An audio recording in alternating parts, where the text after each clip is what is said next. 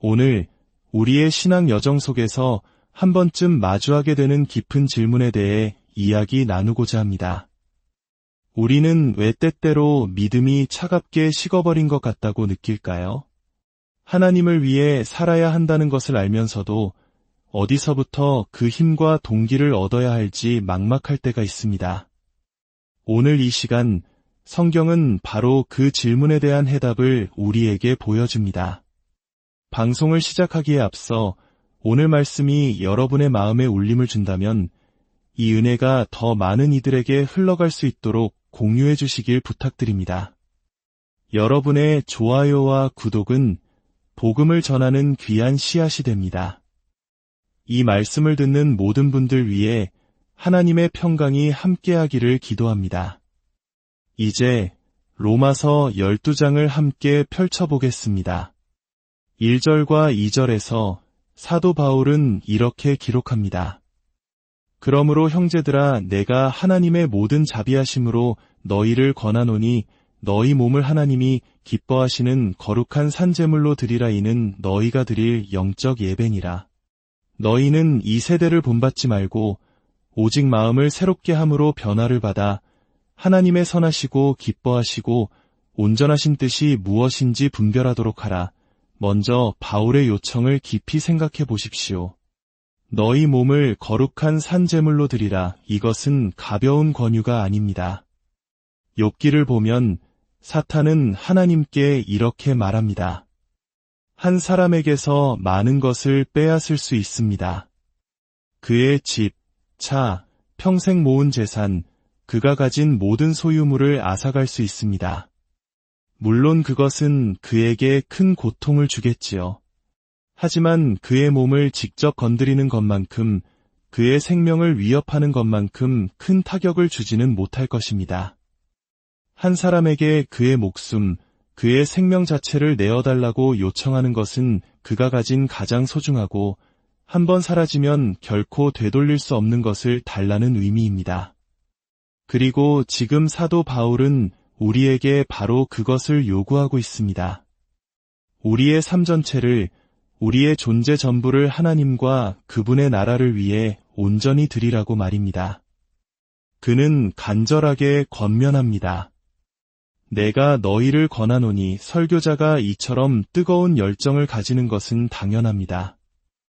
왜냐하면 우리가 지금 나누는 이야기는 사소한 주제가 아니기 때문입니다. 이것은 삶과 죽음, 천국과 지옥에 관한 문제입니다. 하나님의 말씀을 따라 살라고 외치는 것은 단순히 당신의 오늘 하루에 영향을 미치는 것이 아니라 당신의 영혼 전체를 결정짓는 일이기 때문입니다. 회개하라, 천국이 가까이 왔느니라는 외침에 순종하는 것은 영원한 생명을 얻는 길이요, 그것을 거부하는 것은 영원한 하나님의 진노 아래 거하는 길입니다. 그러므로 바울이 당신의 삶을 주님께 드리십시오라고 말할 때 그것은 하나의 제안이나 선택사항이 아닙니다. 이것은 그리스도인으로 살아가는 우리의 새로운 현실이며 삶의 본질 그 자체입니다. 우리 자신을 위해 삶을 붙들고 있는 것은 비논리적이며 비이성적인 일입니다. 하지만 여기서 우리는 한 가지 중요한 질문에 부딪힙니다. 그래야 한다는 것은 압니다. 그러나 그럴 동기는 어디서 얻을 수 있습니까? 매일 나 자신을 내려놓고 십자가를 지고 주님을 따를 수 있는 그 힘과 열정은 어디에서 나옵니까? 많은 성도님들이 비슷한 고민을 합니다. 하나님을 더 사랑해야 하는 것을 압니다. 하지만 어떻게 해야 하나님을 더 사랑할 수 있나요? 이것은 마치 누군가에게 당신은 하나님을 더 사랑해야 합니다라고 말해놓고 정작 어떻게 사랑할 수 있는지 그 방법을 알려주지 않는 것과 같습니다. 이는 사람을 무력하게 만듭니다. 하지만 바울은 우리를 그렇게 내버려두지 않습니다. 그는 우리에게 그 동력의 원천을 분명하게 제시합니다. 하나님의 모든 자비하심으로, 이것이 바로 핵심입니다. 당신을 향한 하나님의 자비하심이 얼마나 깊고 넓은지를 더 깊이 깨달을수록 당신의 삶을 기꺼이 주님께 드릴 힘과 동기를 더 많이 얻게 될 것입니다. 다시 말해, 십자가 위에서 예수 그리스도의 복음을 통해 나타난 하나님의 그 놀라운 자비와 은혜를 당신이 더 깊이 이해하면 할수록 당신은 주님을 향한 헌신 속에서 성장하고 당신의 삶을 내려놓을 수 있는 능력을 얻게 됩니다. 여기서 그러므로라는 단어는 매우 중요합니다. 바울은 로마서 1장부터 11장까지 무려 11장에 걸쳐 우리를 향한 하나님의 자비가 무엇인지 그 복음의 깊이와 넓이가 어떠한지를 장대하게 설명했습니다. 그리고 이 제12장에 이르러 그 모든 것을 근거로 말하는 것입니다. 하나님께서 그리스도 안에서 여러분을 위해 행하신 위대한 일을 보십시오. 이제 이 놀라운 자비에 근거하여 여러분의 삶을 산제물로 드리십시오. 이것은 에베소서에서도 동일하게 나타나는 바울의 방식입니다. 에베소서 1장부터 3장까지는 성경 전체에서 가장 심오한 신학이 담겨 있습니다. 그리스도 안에서, 그리스도 안에서, 그리스도 안에서 하나님이 아들 안에서 우리에게 주신 모든 것을 설명합니다. 그리고 4장에서 그는 이렇게 시작합니다. 그러므로 이렇게 살아가십시오. 이것이 우리에게 무엇을 말해줍니까? 제가 고장난 녹음기처럼 반복해서 말하는 이유가 있습니다. 바로 예수 그리스도 안에 있는 하나님의 자비와 은혜를 더 깊이 깨달을수록 우리의 삶이 변화된다는 사실입니다. 과거의 자비뿐만 아니라 현재의 자비, 그리고 영원토록 우리에게 주어질 미래의 은혜까지도 말입니다. 이 모든 것이 오직 그리스도의 죽으심을 통해서만 우리에게 온다는 사실을 깨달을 때 우리는 비로소 살아갈 힘을 얻게 됩니다. 사랑에 대한 비유를 들어보겠습니다.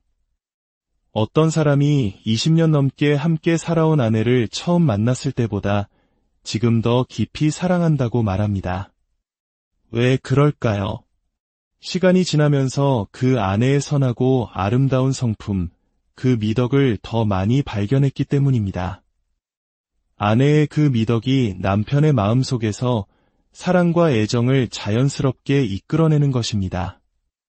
그는 아내를 더 사랑하기 위해 구석에 앉아 억지로 감정을 쥐어짜는 노력을 하지 않습니다. 아내의 존재 자체가 사랑을 불러일으키는 것입니다. 하나님과의 관계도 마찬가지입니다. 너무나 단순하게 들릴지 모르지만 이것이 진리입니다. 만약 당신이 진정으로 거듭난 그리스도인이라면 하나님의 성품, 그분의 속성, 그분의 아름다우심과 탁월하심을 더 많이 알면 알수록 당신의 마음에서는 그분을 향한 사랑이 자연스럽게 솟아나게 될 것입니다. 그리고 그 사랑이 당신으로 하여금 그분을 따르도록 동기를 부여할 것입니다. 그런데 우리 시대 교회의 가장 큰 문제 중 하나는 우리가 바로 이 하나님에 대해 배우는데 시간을 거의 쓰지 않는다는 것입니다. 우리는 신학학위가 있을지 몰라도 정작 하나님의 속성에 대해 진지하게 공부한 시간은 거의 없습니다. 교회의 성도들 중 하나님의 다양한 속성에 대해 한 줄이라도 정의를 내리거나 그 이름조차 나열할 수 있는 사람이 얼마나 될까요? 하나님의 사랑이 우리 교회 안에서 이토록 작은 이유 중 하나가 바로 여기에 있습니다. 우리는 하나님이 누구신지 아는 것에서 힘과 열정을 얻습니다. 예레미야 선지자는 말했습니다.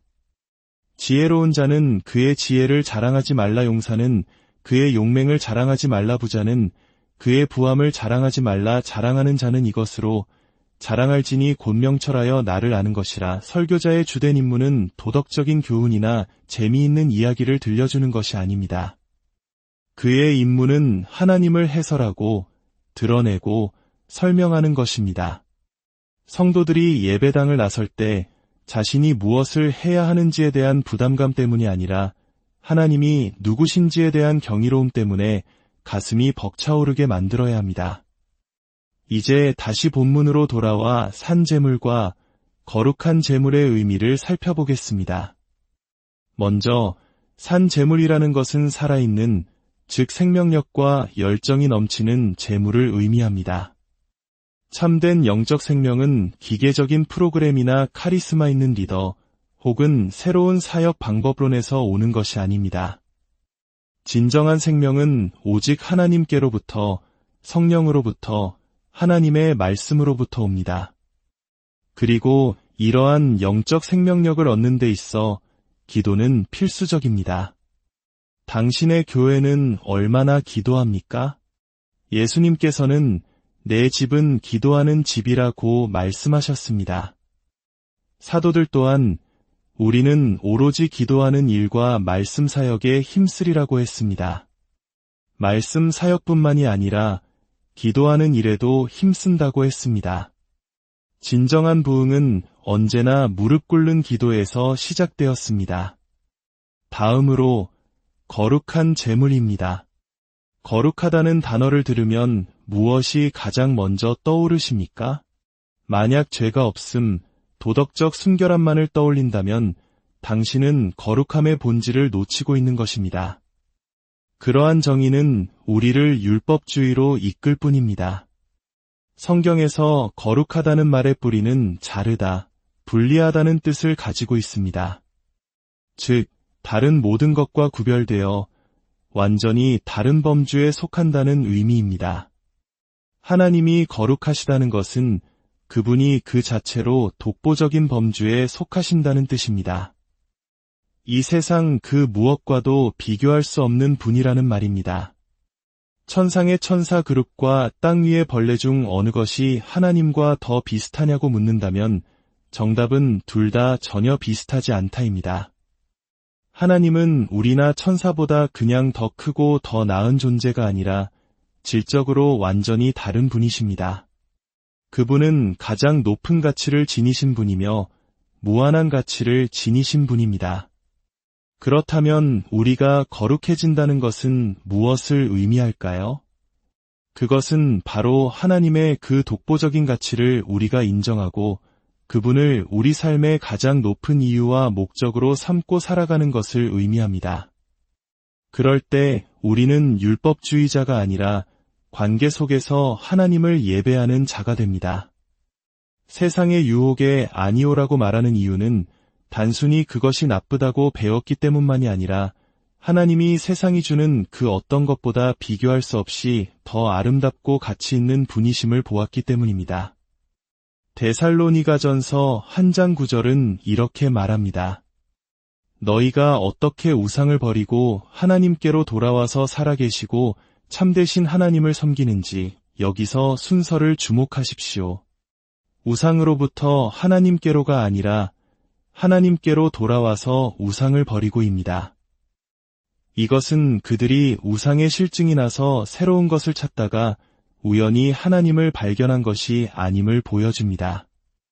그들은 자신들의 우상에 만족하며 살고 있었습니다. 그런데 바울이 전한 복음을 통해 그들의 우상을 압도적으로 능가하는 위대하고 영광스러운 하나님을 보게 된 것입니다. 그 아름다움에 사로잡혀 자연스럽게 우상으로부터 마음이 찢겨져 나온 것입니다. 이것이 바로 그리스도인의 삶 전체를 통해 계속되어야 할 과정입니다. 바울은 계속해서 말합니다. 너희는 이 세대를 본받지 말고 오직 마음을 새롭게 함으로 변화를 받아라. 이 세대의 틀에 당신 자신을 끼워 맞추지 마십시오. 우리는 영적으로 우리가 먹는 것으로부터 만들어집니다. 우리는 하루 16시간 동안 깨어 있으면서 세상의 온갖 오염된 것들에 무방비로 노출됩니다. 그러면서 고작 15분 정도 성경을 읽는 것으로 영적인 건강을 유지할 수 있다고 생각하십니까? 당신이 무엇을 보고, 무엇을 읽고, 무엇을 듣는지가 당신을 만듭니다. 우리는 세상의 영향력을 단호하게 끊어내야 합니다. 금메달을 목표로 하는 운동선수는 먹는 것, 자는 것, 시간을 보내는 방식 등 삶의 모든 것을 그 목표에 맞추어 통제합니다. 썩어 없어질 면류관을 위해 그들은 그렇게 합니다. 하물며 썩지 않을 영원한 상을 바라보는 우리는 어떠해야 합니까? 변하는 마음을 새롭게 함으로써 이루어집니다. 우리의 마음은 어떻게 새로워질 수 있습니까? 바로 하나님의 말씀과 기도를 통해서입니다. 물론 좋은 신앙 서적이나 성도들과의 교제도 도움이 됩니다.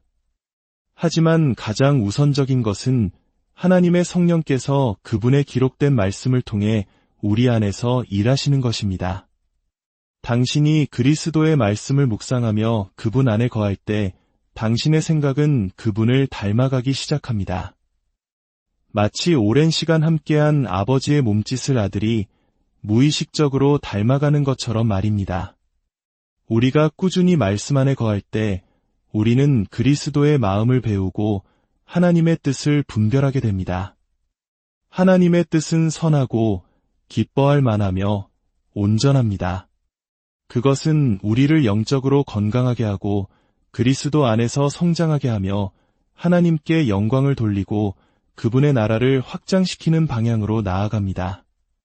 사랑하는 성도 여러분, 이것은 신비로운 일이 아닙니다. 그리스도 안에서 성장하지 못한다고 말하는 이들에게 저는 한 가지만 묻고 싶습니다. 당신은 하나님의 말씀과 기도에 얼마나 많은 시간을 들이고 있습니까? 우리의 신앙생활은 예수님을 처음 만나는 것으로 시작해서 그분을 알아가는 지식 속에서 자라나는 여정입니다. 그리고 그 알미 깊어질수록 우리의 삶을 그분께 드리고자 하는 열망 또한 뜨거워질 것입니다. 이것이야말로 하나님께서 기뻐하시는 합당하고 이성적인 예배입니다. 우리의 삶을 당신께 산 제물로 드리길 원합니다. 우리의 연약함을 아시는 주님, 오직 하나님의 자비하심을 더 깊이 깨닫게 하사 세상의 틀을 벗어버리고 마음을 새롭게 하여 주님의 선하신 뜻을 따라 살아가는 저희가 되게 하여 주옵소서.